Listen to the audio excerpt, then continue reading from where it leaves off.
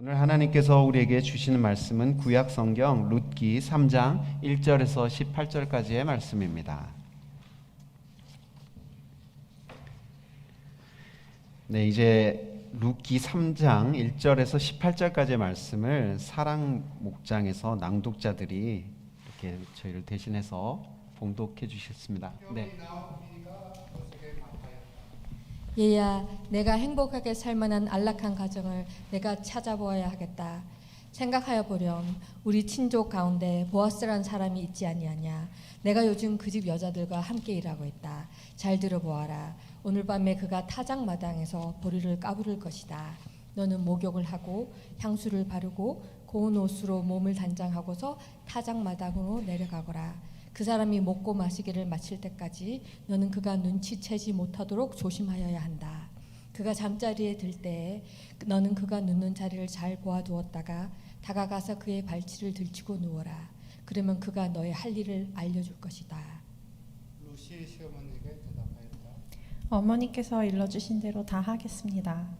그는 타작마당으로 내려가서 시어머니가 시킨 대로 다 하였다. 보아스는 실컷 먹고 마시고 나서 부족한 마음으로 낙가리 곁으로 가서 누웠다. 롯이 살구머니 다가가서 보아스의 발치를 들추고 누웠다. 한밤중이 되었을 때에 보아스는 으시시 떨면서 돌아붙다가 웬 여인이 자기 발치께에 누워있는 것을 보고 깜짝 놀라면서 누구요? 하고 물었다. 롯이 대답하였다. 어른의 종 룻입니다. 어른의 품에 이 종을 안아주십시오. 어른이야말로 집안 어른으로서 저를 맡아야 할 분이십니다. 보아스가 룻에게 말하였다. 이봐요 룻, 그대는 주님께 축복받을 여인이요 가난하든 부유하든 젊은 남자를 따라 감직한데 그렇게 하지 않으니 지금 그대가 보여준 갸륵한 마음씨는 이제까지 보여준 것보다 더욱 더 값진 것이요. 이제부터는 걱정하지 마시오 룻. 그대가 바라는 것이라면 무엇이든지 다 들어주겠소. 그대가 정숙한 여인이라는 것은 온 마을 사람들이 다 알고 있소. 내가 지방간으로서 그대를 맡아야 할 책임이 있다는 것은 틀림없소. 하지만 그대를 맡아야 할 사람으로 나보다 더 가까운 친족 한 사람이 있소. 오늘 밤은 여기서 지내고 날이 밝거든 봅시다. 그가 지방간으로서 그대를 맡겠다면 좋소. 그렇게 하도록 합시다. 그러나 그가 그렇게 하지 않겠다면 그때에는 내가 그대를 맡겠소. 이것은 내가 살아계신 주님을 두고 맹세하는 것이요 아침까지 여기 누워 있으시오. 룻은 새벽녘까지 그의 발치에 누워있다가 서로 얼굴을 알아보기 어려운 이런 새벽에 일어났다. 이것은 보아스가 그 여인의 타작마당에 와서 있었다는 것을 남들이 알아서는 안 된다고 말하였기 때문이다. 보아스가 말하였다. 걸치고 있는 겉옷을 이리 가지고 와서 펴서 꼭 잡으시오. 보아스는 룻이 겉옷을 펴서 잡고 있는 동안 보리를 6번 되어서 그에게 이어주고는 성읍으로 돌아갔다. 룻이 시어머니에게 돌아오니 시어머니가 물었다. 얘야, 어찌 되었느냐? 룻은 그 남자가 자기에게 한 일을 시어머니에게 낱낱이 말하고 덧붙여서 말하였다. 6번이나 되어서 준 이 보리는 어머니께 빈손으로 가서는 안 된다고 하면서 바로 그가 손수 담아준 것입니다. 그러자 시어머니가 일렀다. 얘야, 일이 어떻게 될지 확실해질 때까지 너는 가만히 기다리고 있거라. 아마 그 사람은 지금쯤 가만히 있지 않을 거다. 이 일을 마무리 짓는데 오늘을 넘기지 않을 것이다. 이것은 우리 주님의 말씀입니다. 아멘. 수고해 주신 여러분 감사하고요. 어떻게 이렇게 배역을 나눠서 성경을 본독하니까 여러분 말씀이 좀 더 잘 들리시나요? 잘 모르겠습니까? 네, 이렇게 목장별로 한 달에 한 번씩 이렇게 배역들을 나눠서 읽는 시간도 좋겠다라는 생각을 한번 해보았습니다.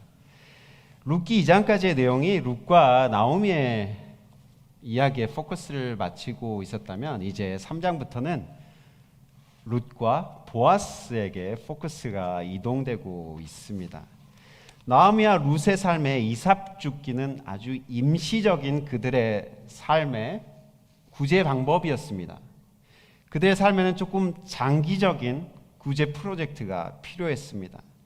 2장 마지막 절에 보면 보리 추수 때부터 밀 추수 때까지 이 룻이 이삭 죽기를 계속했다고 나와 있습니다. 제가 저번에도 말씀드렸지만 이 팔레스타인 땅에서 4월 초에 보리 추수가 시작되고 그리고 5월 중순이나 말경에 밀 추수가 시작됩니다. 그러니까 총 룻이 이삭을 주었던 기간이 한 2달 정도라고 여러분들이 생각하시면 좋을 것 같아요. 근데 2달 이삭을 주어서 얼마나 많이 오랫동안 먹을 수 있겠습니까? 고민하던 나오미는 이런 걱정 가운데 잠깐 우리가 배부를 것이 아니라 오랫동안 우리가 잘 먹고 잘 살 수 있는 방법을 나오미는 그때부터 고민하기 시작했습니다. 그러면서 우연찮게 이 룻이 자기의 친척 지간인 보아스의 밭에 들어갔고 때마침 보아스는 이 룻에게 매우 친절하게 대해주었다는 이야기를 듣고 나오미 안에서 상상력이 발동이 되고 희망이 싹트기 시작됐다는 이야기를 지난주에 해드렸었죠. 나오미의 상상은 이제 룻과 보아스가 결혼하는 것까지 이르게 되었습니다. 왜냐하면 이것은 룻기에 흐르고 있는 2가지 갈등을 해결할 수 있는 것이기 때문입니다. 룻기의 2가지 문제, 갈등을 일으키는 이 2가지 문제가 무엇이라고 말씀드렸었죠? 첫 번째는 배고픔이었고요. 두 번째는 후세를 잊지 못하는 이 문제였습니다. 이 2가지 문제를 한꺼번에 해결할 수 있는 일석이조의 방법, 그것은 바로 룻을 보아스에게 시집 보내는 것이었습니다. 1절의 말씀을 보십시오. 애야, 원래 성경에는 내 딸아라는 이런 아주 친근한 표현이죠. 애야, 내가 행복하게 살 만한 안락한 가정을 내가 찾아보아야겠다. 여러분, 꽃이 예쁘다고 꺾어서 꽃병에 꽂아두면 잠깐은 예쁠 수 있지만 오래오래 가지 못하죠. 꽃을 오래 보고 또 많은 열매를 맺게 하기 위해서는 어떻게 합니까? 바로 꽃밭을 일궈야 되고 그 꽃밭에 꽃을 심어야 하는 것이죠. 가정을 이룬다는 것은 바로 좋은 토양 안에 사람을 두는 것과 마찬가지입니다. 토양, 이 땅이 있으면 계속해서 열매가 맺고 꽃이 피고 오래오래 안정적으로 살 수 있기 때문에 사람들은 가정을 꾸리고 아이를 낳고 그렇게 오래오래 동안 행복하게 살고자 하는 것입니다. 나오미는 바로 이 룻이 오랫동안 안락하게 살기를 바라는 마음에서 가정을 이루기를 바랐던 것이죠. 그런데 예전에 모압 땅에서는 시어머니 말을 그렇게 안 듣고 나오미를 따라붙었던 이 룻이 이번에는 순수히 시어머니의 말씀을 듣기로 합니다. 룻도 보아스가 좋긴 좋았던 모양입니다.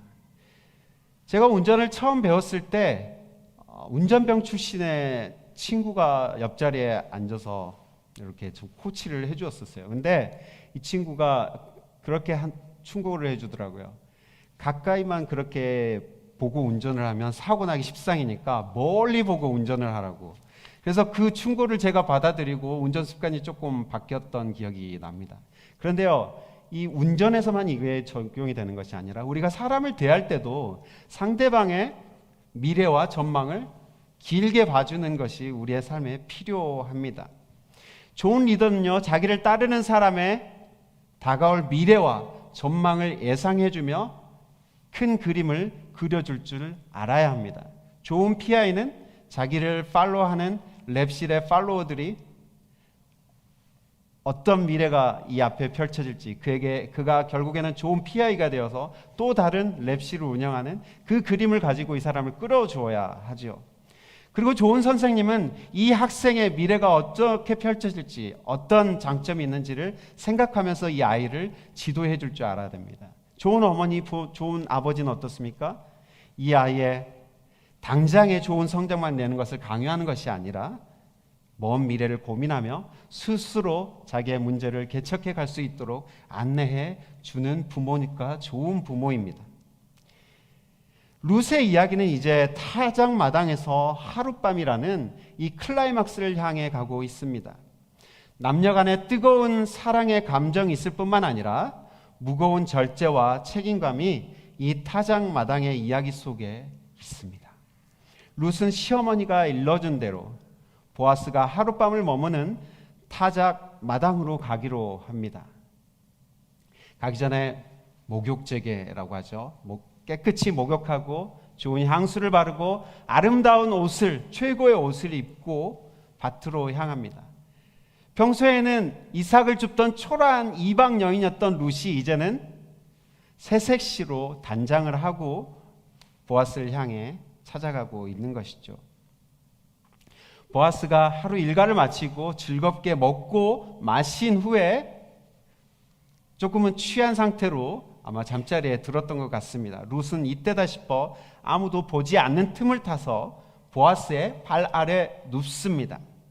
무슨 일인지 한밤중에 보아스가 부르르 떨며 일어났다고 합니다. 그리고 발치 밑에 어떤 여인이 누워 있는 것을 보고 깜짝 놀랐죠. 그리고 아까 최한 형제님이 잘 연기해 주던 것처럼 누구요?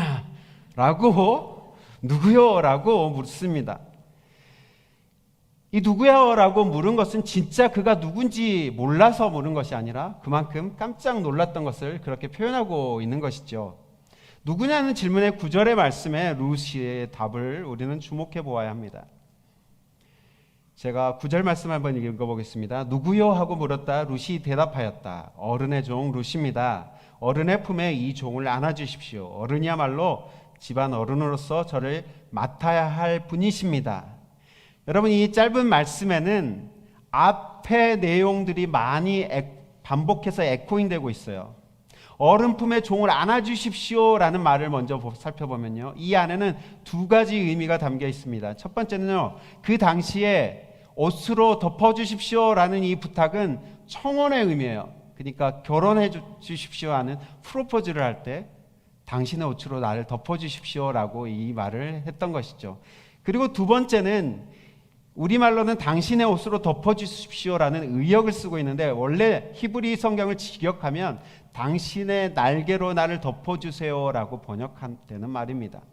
이 표현은요, 이미 보아스의 입에서 2장 12절에서 보아스의 입을 통해 한 말이었습니다. 보아스가 룻을 축복하면서 이렇게 얘기했었죠. 하나님의 날개 밑으로 보호를 받으러 온 당신의 삶을 하나님이 축복해 주시길 바랍니다 라고 이렇게 기도를 한 적이 있습니다. 룻은 보아스가 자신을 위해 드린 이전의 기도가 보아스 자신을 통해 이루어지기를 소원하고 있는 것이죠.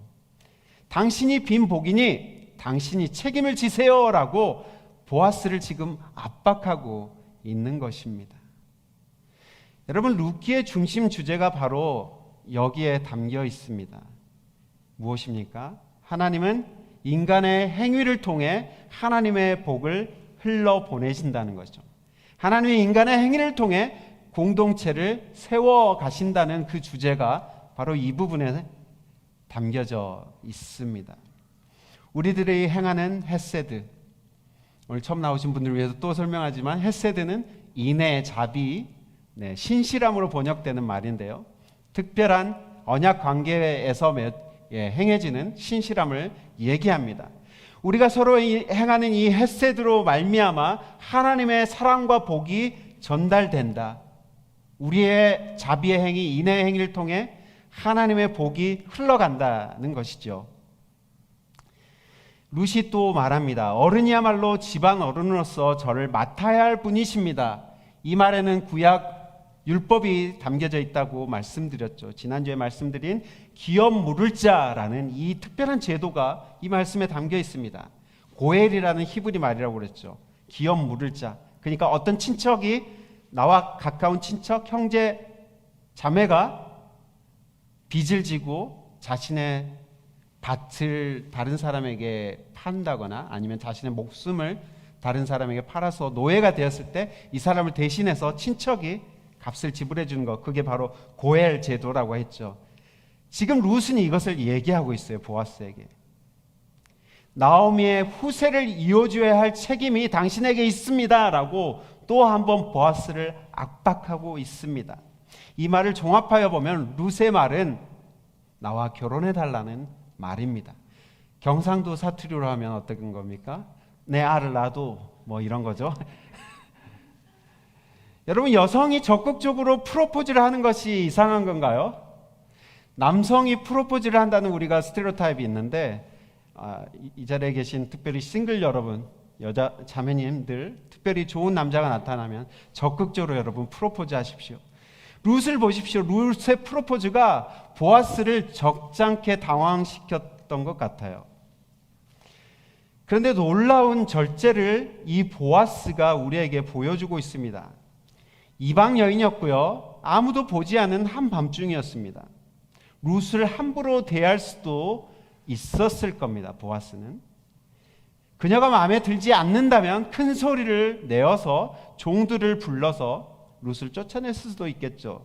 또는 동네 사람들을 불러 모아 이 룻의 명성에 흠집을 낼 수도 있었을 것입니다. 하지만 보아스는 절대 선을 넘지 않았습니다. 이 장면에서 우리는 보아스가 보여주는 인격의 향기를 느낄 수 있습니다.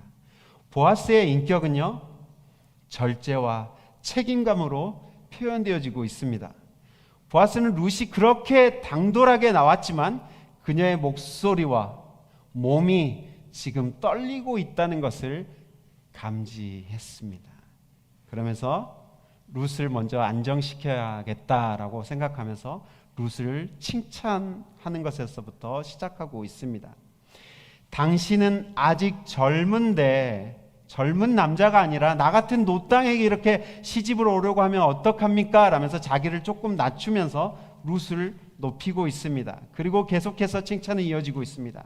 지금 그대가 보여준 갸륵한 마음씨는 이제까지 보여준 것보다 더욱 값진 것이군요 라고 말합니다.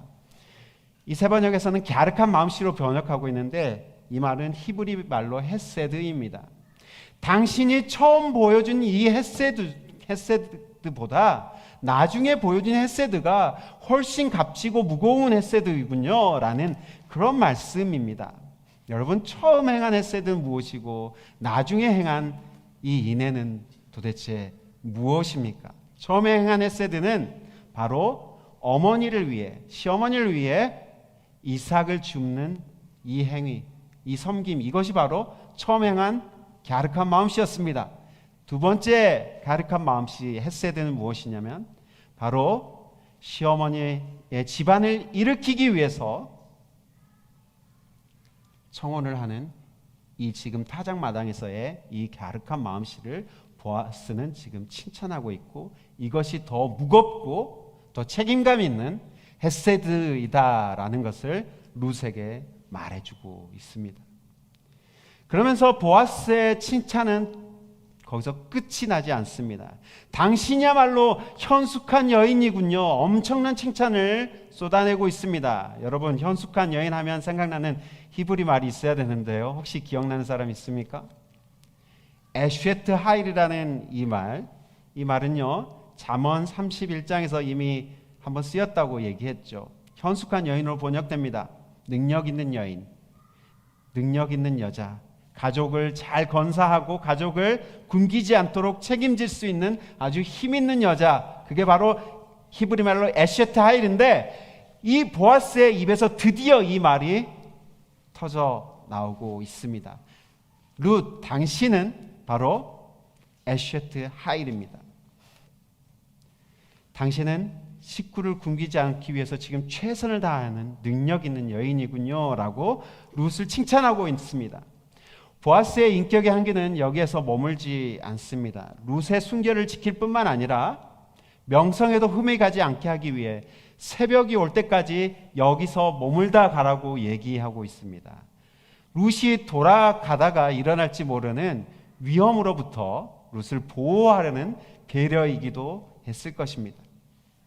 무엇보다 보아스는 룻과의 결혼을 약속하고 있습니다. 다만 자신보다 나오미 집안에 더 가까운 친척이 있으니 그에게 먼저 물어보고 그가 고엘로서의 그 책임을 다하지 않고 포기하겠다고 하면 내가 그 다음이니 그때는 내가 당신을 나의 아내로 맞아주겠습니다 라고 약속하고 거기서 끝나는 것이 아니라 하나님의 이름을 들어서 내가 이 약속을 꼭 지키겠다라고 얘기합니다. 여러분, 이 가난한 친척을 돌보겠다, 가난한 친척을 내가 책임지겠다 하는 이 일은요, 절대 유쾌한 일이 아닙니다. 그렇죠? 게다가 늙은 여인과 이방 여인을 동시에 돌봐야 하는 새로운 책임이 주어지는 달갑지 않은 경험입니다. 결정이죠. 타작마당의 이 이야기는요, 늙은 남자가 젊은 남자에게 새 장가를 가는 낭만적인 이야기 그 이상입니다. 그것은 가난한 친족을 먹여 살리는 무거운 책임감을 의미하는 것이기 때문입니다. 우리는 여기서 중요한 사실을 깨닫습니다. 헤세드의 또 다른 이름은 바로 책임감이라는 것이죠. 상대를 향한 무한 책임과 돌봄의 마음에서 시작되는 사랑이 바로 헤세드입니다. 여러분, 부부 사이에서도 때로는 책임감으로 버텨나갈 때가 있는데, 여러분, 책임감이 바로 사랑의 다른 이름이란 거 여러분, 우리는 이 본문에서 아이디어를 얻어야 합니다. 내가 가장으로서 책임감을 다하는 것, 그게 바로 가장으로서 가족들에게 보여줄 수 있는 헤세드이고요. 부부 사이에 책임을 다하는 거죠. 그 사람만을 사랑하고 그 사람만을 생각하고 그 사람만을 섬기는 것, 이것이 바로 헤세드입니다. 여러분, 이것을 하나님이 먼저 보여주셨습니다. 하나님은요, 인간을 만드시고 너무 좋아하셨습니다. 하지만 인간이 하나님을 배신하고 하나님을 먼저 떠났죠. 그런데 하나님은 인간이 망가뜨려 놓은 이 세상과 죄에 빠진 인간을 향한 책임감이 불타오르셨습니다. 그래서 자신의 아들을 희생시키기로 하셨죠. 예수 그리스도를 십자가에 못 박으신 하나님 아버지는 바로 인간을 만든 그 책임감, 그 사랑, 그 헤세드에 의해서 자신의 아들을 십자가에 못 박은 것입니다. 여러분, 한 아빠가 아름다운 꽃밭 정원을 아들에게 맡겼다고 생각해 보십시오. 그런데 이 아들이, 어린 아들이 이 꽃을 다 망가뜨리고 이 정원을 다 망가뜨려 버렸어요. 그러면 누구의 책임일까요? 이 꽃밭을 누가 다시 회복시켜야 되겠습니까? 바로 아버지입니다. 왜냐하면 아버지는 이 아들에게 이 꽃밭을 맡겼을 때 이 아들이 망가뜨릴 거라는 그것을 이미 알고도 맡겼기 때문입니다. 인간이 망가뜨려 놓은 이 세상을 아들 예수님과 함께 회복하기를 하나님은 바라셨습니다. 여러분, 헤세드의 또 다른 이름은 바로 책임감입니다. 룻과 보아스는 그 시간 이후로 떨리는 마음에 한숨도 아마 자지 못했을 겁니다. 새벽이 되자 룻이 바로 벌떡 일어나 떠나려고 합니다. 보아스는 떠나는 룻을 잠깐 멈춰 세우고 겉옷을 펼치라고 합니다. 그리고 보리를 되어서 한 번 된 게 아니라, 된다는 것은 measure 한다는 거죠. 2번, 3번, 4번, 5번, 6번. 어때요? 제가 6번 세니까 여러분, 목사님 그만하시죠. 한 번만 일절이면 족합니다. 그런 마음이 들지 않습니까? 그런데요, 제가 6번을 되어서 많은 보리를 담아준 이 부분을 설교 준비하면서 이 본문을 읽으면서 제가 펑펑 울었습니다. 이 부분에서 도대체 왜 눈물이라면 여러분 이해가 잘 되시지 않을 수도 있지만, 보아스라는 남자가 정말 멋지지 않습니까, 여러분? 정말 따뜻한 그 마음이 너무나 아름답지 않습니까, 여러분? 상대방을 빈손으로 보내지 않겠다. 당신의 시어머니에게 빈손으로 가면 절대 안 됩니다 라고 하면서 6대를 되어준 이 보아스의 이 따뜻한 마음을 우리는 좀 헤아려 볼 필요가 있습니다. 어머니께 빈손으로 가면 안 됩니다 라는 이 마음이야말로 우리 주님이 꿈꾸시는 그런 세상 아니겠습니까? 적대가 가득한 세상 한가운데서 환대의 공간을 마련하는 것, 이것이야말로 교회에 주어진 숙제이자 우리의 사명 아니겠습니까? 6번을 더 되어주는 이 마음이 바로 하나님의 마음이자 환대의 공간을 만드는 마음입니다. 보아스는 그 하나님의 마음을 대신 실천하는 하나님의 대행자였던 것이고요. 저는 6번 더 되어주는 세상을 한번 꿈꿔봅니다. 절대 빈손으로 보내지 않으려는 이 따뜻한 마음이 세상을 살립니다. 예수님께서 보여준 사랑이 바로 이러한 마음이었습니다. 그분은 이 세상을 사랑한다고만 말하지 않고 자신의 몸을 갈기갈기 찢어서 그 사랑을 표현해 주셨죠. 그분은 십자가에 못 박혀서 서서히 죽어가는 고통 가운데서도 자신의 옆구리를 로마 병사에게 내어줍니다. 로마 병사는 창을 가지고 예수님의 옆구리를 찔렀을 때 그 몸에 있는 모든 피가 다 쏟아진 후에 피가 나올 곳이 없자 이제 물이 쏟아져 내려오죠. 예수님은 자신의 모든 것을 퍼주고 싶은 그 마음으로 다 쏟아낸 것입니다. 이 말씀을 요한복음 10장 10절에 이렇게 표현하고 있습니다. 나는 양들이 생명을 얻고 또 더 넘치게 얻게 하려고 왔다 라며 자신이 희생하는 의미를 이렇게 예수님께서는 설명하셨습니다. 상대방이 생명을 얻고 더 넘치게 얻으면 좋겠다라는 이 마음이 바로 예수님의 마음이었고 보아스의 마음이었습니다. 타작마당의 이 스토리는 단순한 러브 스토리가 아닙니다. 상대의 짐을 나의 것으로 받아들이며 함께 하겠다는 무거운 책임의 실천의 이야기입니다. 자신이 말한 축복의 말을 이행해 옮기는 신실한 한 남자의 이야기입니다. 절대 상대방의 바운더를 침범하지 않으면서도 상대방을 먼저 생각하고 배려하는 향기로운 인격을 실천한 이야기입니다. 루키는 이런 헷세대 사람을 통해 다윗의 왕가가 열리고 하나님의 구원이 온 세상을 향하여서 펼쳐져 간다는 것을 말해주려고 합니다. 여러분, 룻처럼 보잘것없는 여인, 보아스처럼 나이는 많지만 가진 건 많지만 나이는 많은 이런 평범한 사람들을 통해서 하나님의 구원이 이 땅에 이루어진다는 것을 우리에게 말해주려고 하는 것이죠. 룻처럼 보잘것없다고 자신의 삶을 한탄하고 계십니까? 보아스처럼 나이가 많다고 할 것이 없다라고 얘기하고 있지는 않습니까?